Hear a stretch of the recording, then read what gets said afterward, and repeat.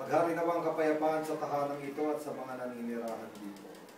Mga kapatid, halina't makinig sa banal na salita ng Diyos nang makintal sa ating puso at diwa ang aral na gabay ng mag-anak sa kanilang buhay. Sumayin niyo ang Panginoon.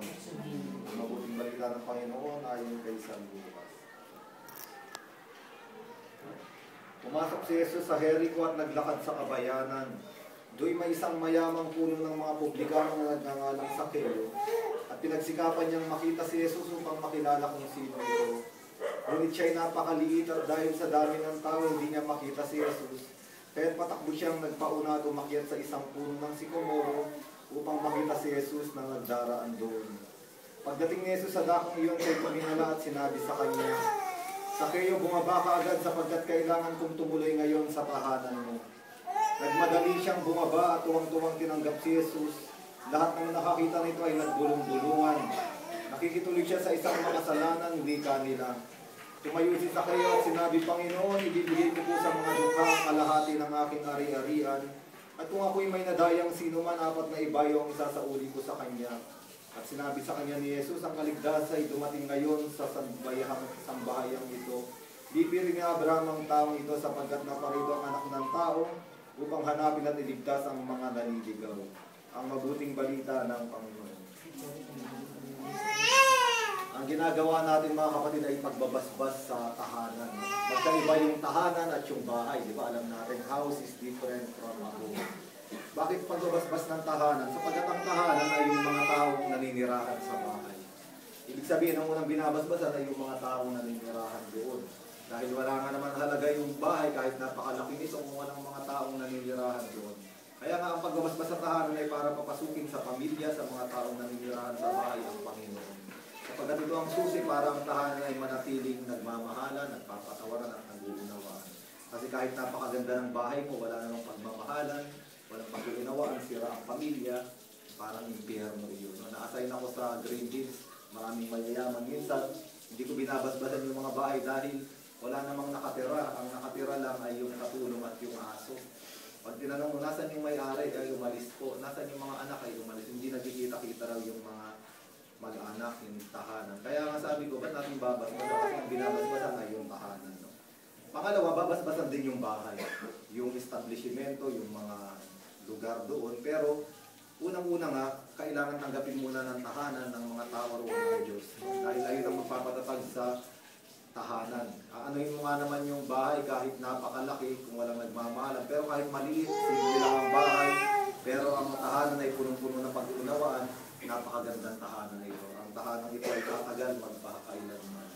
Pangalawa, babasbasan natin yung bahay dahil alam natin dito sa mundong ito ay may mga espiritong hindi galing sa Diyos. No? May masasamang espiritu.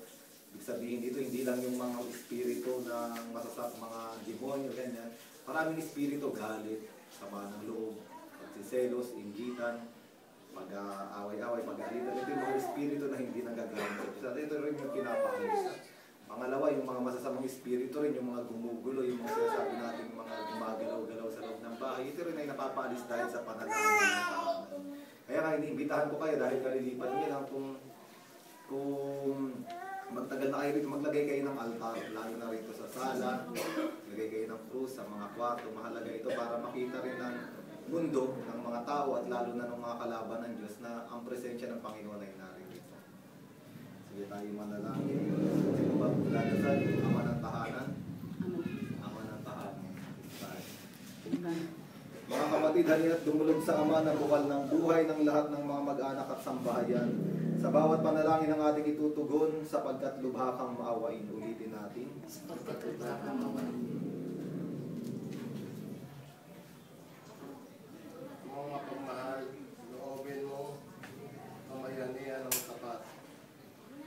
Sa pagmamahalan ng aming tahanan, nilulog namin. Sapagkat lubha kang maawain.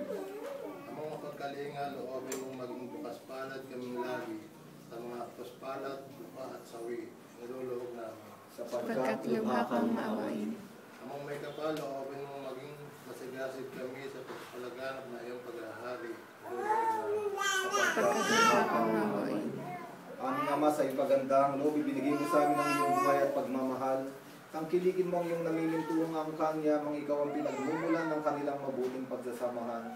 Niluluhog namin ito sa pamamagitan ng Jesucristo kasama ng Espiritu Santo magpasawalang hanggan. Manahan ka, Panginoong Jesucristo, sa piling ng mga nagpapasinaya sa tahanan na ito at humihiling ng pagbabasbas sa iyo. Upang sa paglagi rito ay kanilang madamang iyong pagkupkup at upang sa paglabas dito ay kanilang makamit ang iyong pagtataguyod. At upang sa pagbalik dito ay kanilang mapaunlakan ng iyong pagpasok hanggang ka na sumapit sa iyong inihandang tahanan sa maligayang pagpisan sa iyong Ama sa kalangitan. Hari namin nabubuhay kasama ng Espiritu Santo magpasawalang hanggan.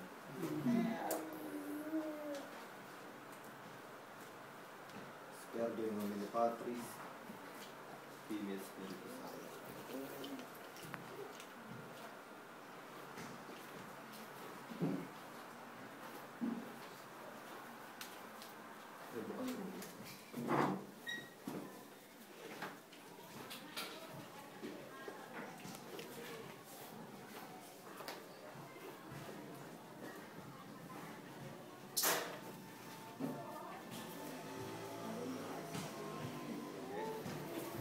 Father, dito sa akin po.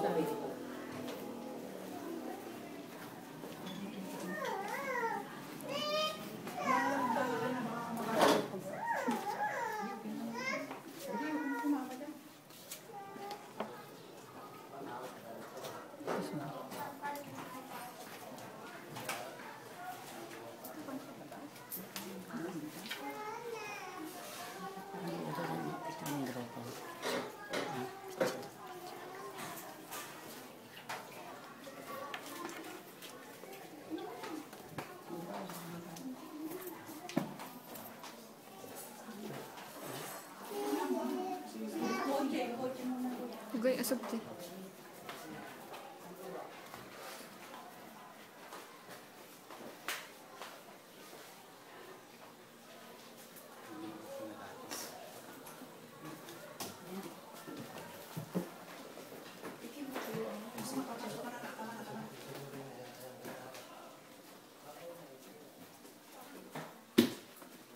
Salamin din.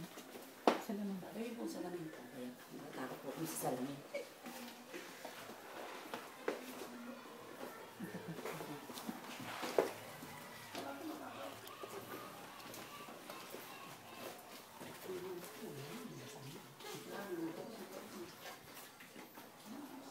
Nasa sa ilaw, buhay sa taas. Sa taas.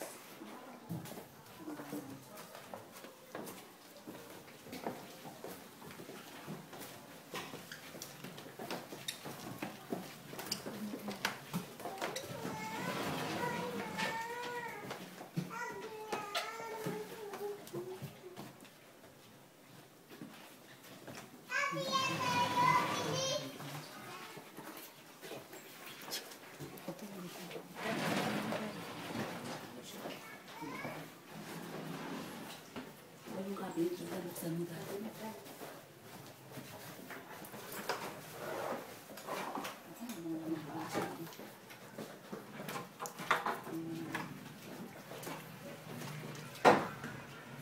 Yung kawa mo tayo.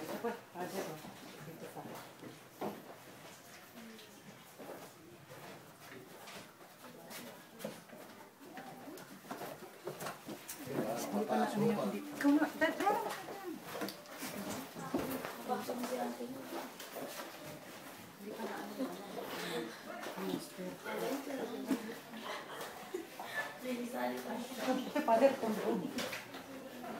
Kala ko, ibibenta mo yan.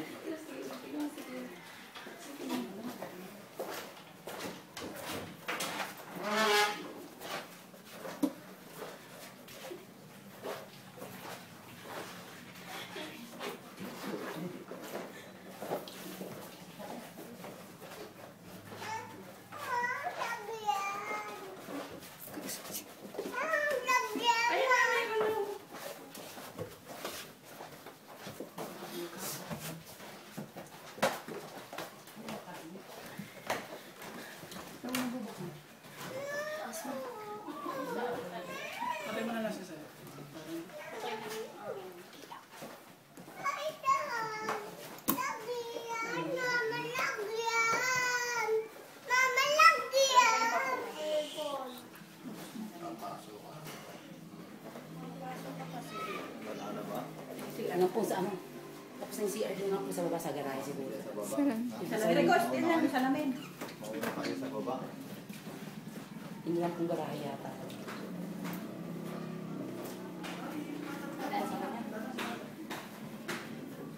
Ilan? Alam ko si Inver dito.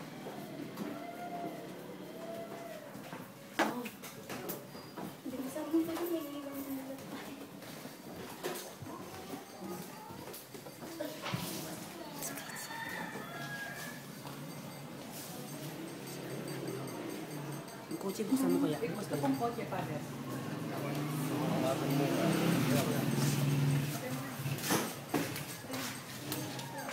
Washing machine pa. Sa atin na ba?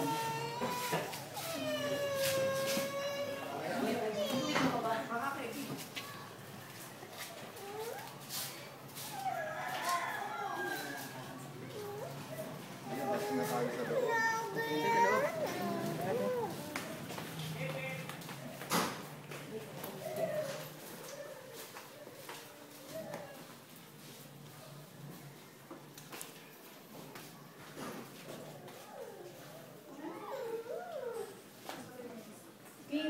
Ating ngayong dasalin ang panalangin tinuro sa atin ng ating Panginoong Yeso Kristo. Ama namin, sumasalangit ka, sambahin ang ngalan mo. Mapasamin ang kaharian mo, sundin ang loob mo dito sa lupa para sa langit. Bigyan mo kami ngayon ng aming kakanin sa araw-araw at patawarin mo kami sa aming mga sala. Para ng pagpapatawad namin sa nagkakasala sa amin, huwag mo kami ipahintulot sa tukso at hayaan mo kami sa lahat ng masama.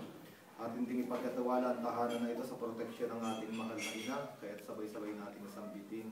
Abagin noong Maria, napupuno ka ng grasya, ang Panginoong Diyos ay sumasayo.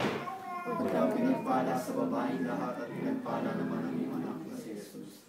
Santa Maria, Ina ng Diyos, ipanalangin mo kaming makasalanan, ngayon at kung kami mamamatayan. Ang kapayabaang kaloob ni Kristo ay maghari nawa sa ating puso, at ang salita ni Kristo ay manahang lubusan sa ating kalooban. Upang anuman ang ating ganapin sa salita o gawa, ay mangyaring lahat sa ngalan ng Panginoon ngayon at magpasawalang hanggan. Sumainyo ang Panginoon. Magmalangin kayong lahat ng makapangyarihang Diyos, Ama at Anak at Espiritu Santo. Tapos ng ating pagbabasbas, manatili na ba sa tahanang ito ang kapayapaan ni Hesus Kristo.